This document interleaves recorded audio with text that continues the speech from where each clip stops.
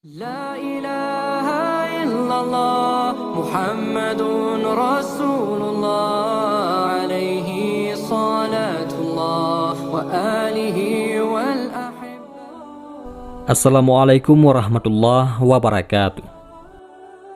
Sa'id bin Zaid adalah sahabat Nabi dari golongan Muhajirin. Nama lengkap beliau adalah Sa'id bin Zaid bin Amru bin Nufail al-Adawi. Latar belakang Sa'id bin Zaid sangat luar biasa. Beliau radhiyallahu an hidup di dalam keluarga yang mengingkari kesesatan, di mana orang-orang Quraisy terbenam dalam kegelapan dan kezaliman. Beliau dididik dari pangkuan ayah yang mencari kebenaran. Bahkan sang ayah meninggal dalam keadaan lari demi menyongsong al-haq. Pada masa jahiliyah, sebelum diutusnya Nabi Muhammad SAW, sang ayah, yaitu Zaid bin Amru, tak mengikuti kaum Quraisy untuk menyembah berhala, sehingga beliau dimusuhi oleh orang-orang yang menentang kebenaran. Ketika diutusnya Rasulullah Muhammad SAW, maka terbunuhlah sang ayah ketika hendak menemui Rasulullah. Beliau juga penyelamat bayi-bayi wanita yang hendak dikubur hidup-hidup oleh orang tua mereka. Beliau mengangkat dan merawat mereka sebagai anak sendiri. Setelah wafatnya sang ayah, maka perjuangan dalam menegakkan al-haq dilanjutkan oleh sang anak, yaitu Sa'id bin Zaid. Sayyidina Sa'id bin Zaid segera masuk ke agama Islam begitu mendengar Nabi Muhammad SAW menyiarkan agama Islam. Sa'id bin Zaid masuk Islam ketika itu tidak sendirian, melainkan bersamaan dengan sang istri tercinta, yakni Fatimah binti Al-Khattab, adik dari Umar bin Khattab.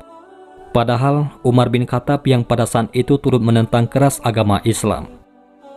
Sebagaimana remaja Quraisy lainnya, Sa'id bin Zaid mendapat siksaan dari kaumnya supaya kembali ke agama nenek moyangnya.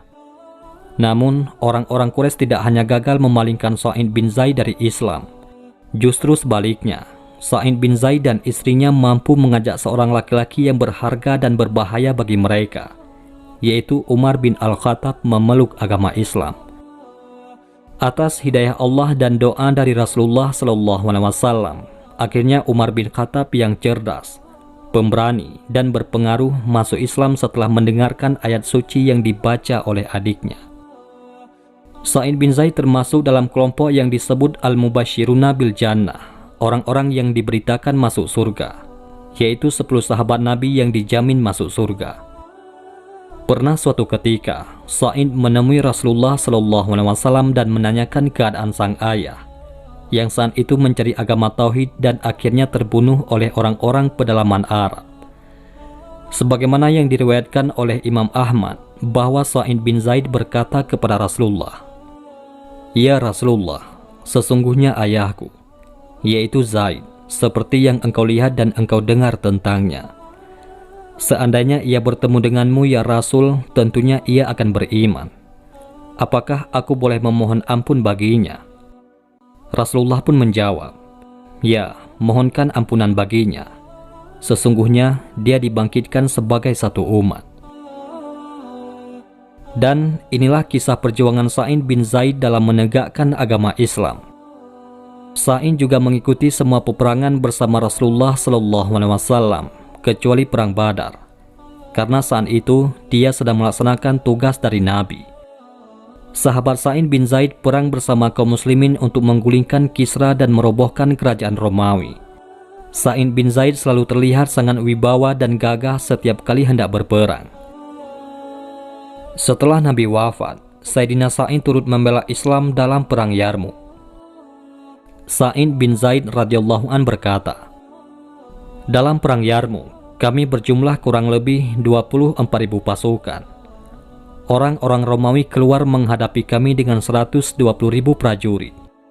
Mereka mendekat kepada kami dengan langkah-langkah yang berat, seolah-olah mereka adalah gunung yang digerakkan oleh tangan-tangan tersembunyi. Di depan mereka berjalan para uskup, para pastur, dan para pendeta membawa salib sambil mengumandangkan doa-doa.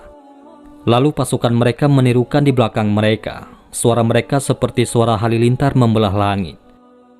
Masya Allah, akibat itu semua sempat membuat kaum muslimin kehilangan nyali. Setelah melihat betapa banyak pasukan mereka dan kuatnya mereka, Kemudian Abu Ubaidah bin Jarrah berkata, yaitu untuk menyemangatkan kaum muslimin, "Wahai hamba-hamba Allah, tolonglah Allah. Niscaya Allah akan menolong kalian dan meneguhkan kaki-kaki kalian. Wahai hamba-hamba Allah, bersabarlah, karena kesabaran adalah keselamatan dari kekufuran, menolak kehinaan. Siapkanlah tombak-tombak kalian, berlindunglah dengan tameng-tameng kalian. Hendaknya kalian selalu diam, kecuali dari berzikir kepada Allah pada diri kalian, sampai aku memerintahkan kalian.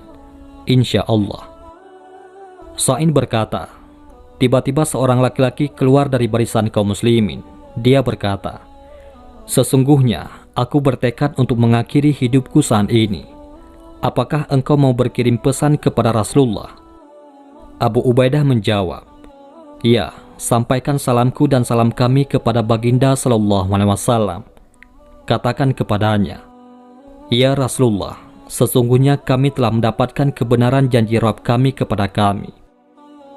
Sa'in radhiyallahu an melanjutkan, "Begitu aku mendengarkan kata-katanya, aku melihatnya menghunus pedangnya. Dia berjalan ke depan menyongsong musuh. Aku langsung turun ke tanah. Aku berdiri di atas kedua lututku. Aku menghunus tombakku dan aku menusuk seorang penunggang kuda pertama yang menyerang kami. Kemudian aku melompat menerjang musuh. Pada saat itu Allah Ta'ala telah membuang segala ketakutan dari hatiku. Maka kaum muslimin menyerbu barisan pasukan Romawi. Mereka terus berperang hingga Allah menetapkan kemenangan bagi kaum muslimin. Setelah itu, Sa'id bin Zaid berperang lagi dan menaklukkan Damaskus. Akhirnya Damaskus tunduk kepada kaum muslimin. Lalu Sa'id bin Zaid diangkat menjadi gubernur Damaskus. Dialah gubernur pertama di Damaskus. Sa'id bin Zaid wafat di daerah Akik pada tahun 50 Hijriah. Kemudian jenazahnya dibawa ke Madinah dan dimakamkan oleh Abdullah bin Umar dan Sa'ad bin Abi Waqqas radhiyallahu anhum.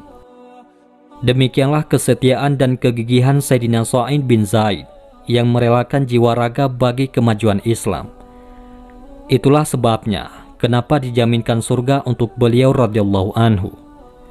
Wallahu a'lam bishawab. Mudah-mudahan ini semua bermanfaat. Assalamualaikum warahmatullahi wabarakatuh.